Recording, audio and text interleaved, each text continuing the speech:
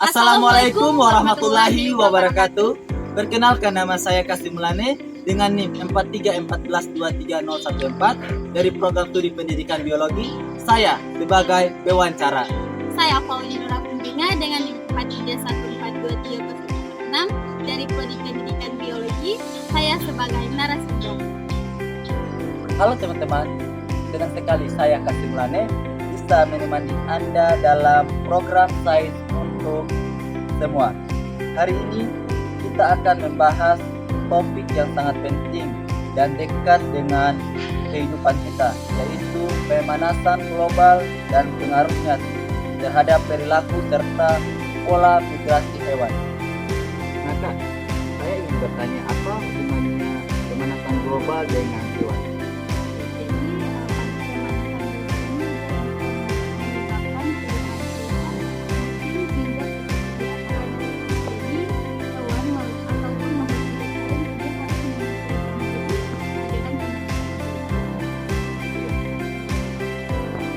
Jadi ada kekasian. Jadi misalnya ada beberapa burung dari musim dingin dia akan berpindah atau bermigrasi secara cepat ke daerah yang lebih hangat.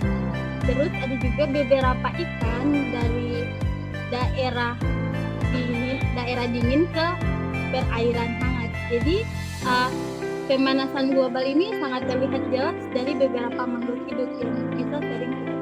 Wah, benar juga ya Kak Uji. Terus Kak Uji, apakah dampak pola migrasi juga mempengaruhi kapan dan kemana hewan bermigrasi? Ya, dia jadi pola migrasi itu dia mengikuti ritme alam. Jadi ketika suhu meningkat ataupun suhu menurun, hewan akan bermigrasi lebih cepat atau mengubah rute perjalanan, mengubah rute migrasi mereka. Karena mereka begitu cepat ya melakukan migrasinya. Terus Kak Fauzi, untuk contoh kasus nyata itu terkait perubahan pola migrasi, apakah benar-benar ada? Ada, jadi kita bisa ambil contoh pada ikan salmon. Jadi ikan salmon ini akan mengalami kesulitan bermigrasi karena suhu perairan yang meningkat.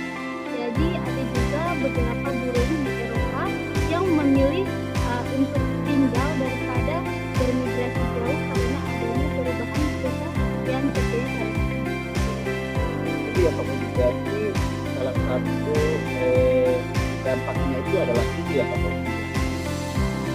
Terus Kak Fauzi, untuk dampak jangka panjang untuk ekosistem jika fenomena ini terus sering terjadi, apa dampaknya bagi ekosistem secara keseluruhan?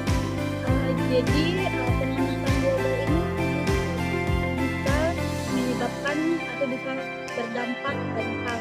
Nah, salah satu contohnya itu ada pada rantai makanan.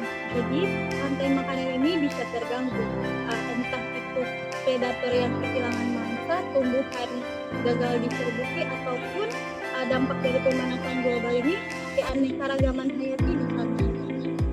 Ya kalau dampaknya itu benar-benar mempengaruhi ekosistemnya. Ya, jadi dampaknya ini sangat terlihat oleh kehidupan kita. Terakhirnya Kak Fauzi, apa pesan kakak untuk masyarakat mengenai pemanasan global ini? Oke, jadi kita bisa mulai dengan langkah sederhana ataupun dengan langkah kecil. Contohnya kita bisa menghemat penggunaan listrik, mengurangi sampah plastik, dan kita ikut kegiatan pelestarian lingkungan.